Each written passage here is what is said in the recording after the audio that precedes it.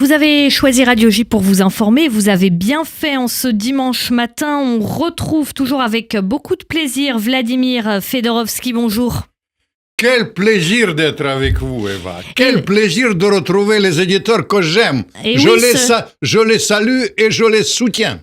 Alors, merci beaucoup Vladimir Fedorovski. Vous êtes ancien diplomate, écrivain russo-ukrainien et votre prochain ouvrage, Staline, Poutine, dialogue d'outre-tombe, sort à la rentrée aux éditions Ballant. Alors, comme chaque dimanche lorsqu'on est avec vous, on passe au crible le passé pour éclairer le présent. Aujourd'hui, on évoque avec vous le retour de Staline. Staline est mort il y a plus de 70 ans et cette figure contestée de l'histoire soviétique, responsable de la déportation de 26 millions de Russes, fait aujourd'hui l'objet d'une réhabilitation. Comment vous l'expliquez ? C'est un phénomène unique. D'ailleurs, le livre Dialogue d'outre-tombe, Staline et Poutine, est justement sur ça. Parce que c'est un phénomène unique, historique, qui n'a jamais existé. On a pensé qu'on a enterré Staline. Staline, il était, dans ma jeunesse, le personnage le plus haï même en Russie.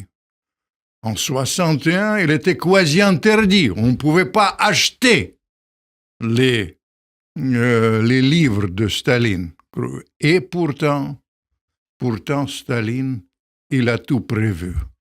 Quelques mois avec sa mort, ça me hante. Vous savez, souvent, quand je me réveille, il a dit il y aura beaucoup de poubelles qui seront jetées sur mon tombeau.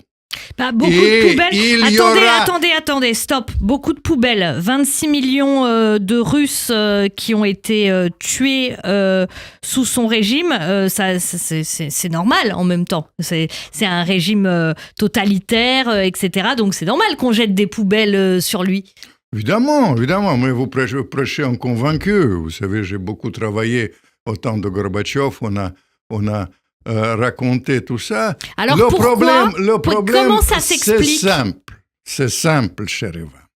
Quand on a fait ça, j'ai participé, vous vous souvenez, dans l'aventure de Gorbatchev comme promoteur de la perestroïka. On a beaucoup tapé sur Staline. Parfois, qu'en tapant sur Staline, et je préviens les gens d'aujourd'hui, on n'a pas dit toute la vérité en finesse. Parce que sur les chiffres, sur les morts, bien entendu, on a diabolisé Staline. Reconnaissez que c'était pas très compliqué non plus de le diaboliser. Évidemment, c'est pas très compliqué, mais vous savez, le problème là-dedans, c'est que la perception des Russes est simple. Et le mot pour lequel ils poussent maintenant au pinacle, c'est le mot Stalingrad. Il n'y a pas de Stalingrad, Hitler est là. Il n'y a pas de Stalingrad, Auschwitz est peut-être là. Mais ça n'a rien d'une finesse, au contraire. C'est un peu brut comme... Non, vous savez, quand j'ai tapé autrefois sur Staline, on a fait... Je vais vous raconter comment ça s'est... C'est le premier point. Deuxième point qui est lié avec l'actualité. D'ailleurs, dans le livre, le dialogue entre Poutine et Staline, c'est un livre très féroce, à plusieurs facettes. D'une part, Poutine, il est très critique par rapport à Staline, la corruption, etc., et toutes ces choses-là. Mais d'autre part, Staline, il était critique radical de l'Occident. Et Staline, il ne faut pas se tromper. C'est un personnage qui est sur ce plan-là assez important pour ça, c'est-à-dire deux facettes de Staline. Le côté occidental. Troisième élément qu'il faut comprendre les Russes. Vous savez que Attendez deux minutes parce que c'est important ma question. Oui. Il faut comprendre les Russes ou il faut comprendre le régime de Vladimir Poutine ? C'est pas la même chose. Pas du tout. Moi, quand je dis les Russes, parce que mais non, Eva, vous me connaissez par cœur. J'ai fait 6 livres. Six livres sur Staline, très critiques envers Poutine. Non, mais c'est la question que je vous pose parce qu'elle a son importance. Il faut comprendre les Russes. Je vais vous dire pourquoi. Parce que pendant les années Eltsine, c'était une corruption omniprésente. C'était un régime éhonté. La Russie était volée comme jamais. Staline l'a prédit, que vous savez, 120 milliards de dollars sortaient illégalement de la Russie avec la complicité des banques occidentales, tout le monde le sait, etc. Staline, c'était dans l'esprit des Russes, dans la perception des Russes. Aujourd'hui, c'est quelqu'un qui était tout sauf corruption. Il meurt, il y a 2 manteaux rapiécés. Et sur sa banque, il y a 60 roubles, il donnait tout ce qu'il gagnait comme chef de la Russie, comme chef du Kremlin, il donnait ça au prix de Staline, sinon pour les orphelinats. Ça, c'est un côté anticorruption.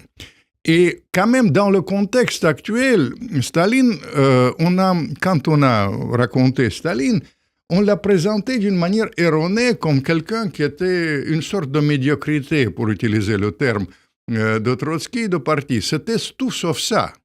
Je dois vous dire, quand j'ai visité autrefois la bibliothèque de Staline dans ma jeunesse, j'étais frappé. Mais est-ce que c'est ça qui est important, la bibliothèque de Staline, le fait qu'il y avait 60 roubles sur son compte? Est-ce que c'est ça qui dit quelque chose de Staline plus que le reste? Et qu'est-ce que ça dit justement que l'accent, vous mettez l'accent là-dessus vous-même? Non, l'accent est clair. Qu'est-ce qu'il pèse le plus? C'est le fait que c'était sans Staline, on ne pouvait pas vaincre Hitler, 127 millions de morts qui étaient péris dans la lutte contre les nazis. Hitler est toujours là, et les Russes pèsent ce qu'il vaut, et ce que je dis, je ne discute pas du tout cette perception. Non. Mais simplement, c'est une réalité. Il faut comprendre que les Russes, aujourd'hui, ils considèrent Staline comme quelqu'un qui a transformé la Russie. Il y avait l'éducation, la Russie était un pays arriéré quand Staline est arrivé. Mais il a transformé l'industrie de Staline, les croissances au temps de Staline, c'était entre 6 et 10%.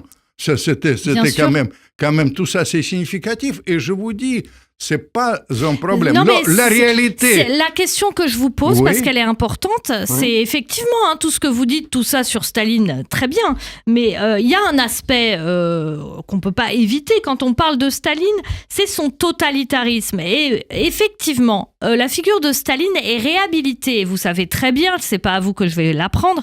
Elle est réhabilitée dans une période où émergent des régimes populistes, pas qu'en Russie, mais aussi en Europe et partout dans le monde. Donc le sens de ma question, c'était pas de vous faire dire si Staline bien ou mal, c'était de vous poser la question de savoir si cette réhabilitation de Staline, est-ce qu'elle ne dit pas aussi quelque chose de notre monde ou du monde qui vient? Évidemment, ça en dit long. C'est un phénomène unique, c'est un phénomène shakespearien. Moi, je ne pouvais pas imaginer que Staline serait réhabilité comme aujourd'hui, mais le fait est là que Staline, aujourd'hui, selon tous les sondages, c'est le personnage le plus populaire de la Russie, plus populaire que Tolstoï, plus populaire que Pierre le Grand. Vous savez, toutes les époques confondues. Et la clé de ça, le mot de ça, c'est Stalingrad. Le mot de ça, c'est... La victoire sur les nazis. La victoire. Bien sûr. La victoire sur le nazi. Le régime était très dur. Mais il y a l'aspect que vous visez très juste. C'est l'aspect de la crise actuelle. Parce que dans mon livre... On va en reparler. Merci beaucoup. On va en reparler la semaine prochaine avec vous, donc, Vladimir Fedorovski, Staline, Poutine, dialogue d'outre-tombe qui paraît à la rentrée aux éditions Ballant.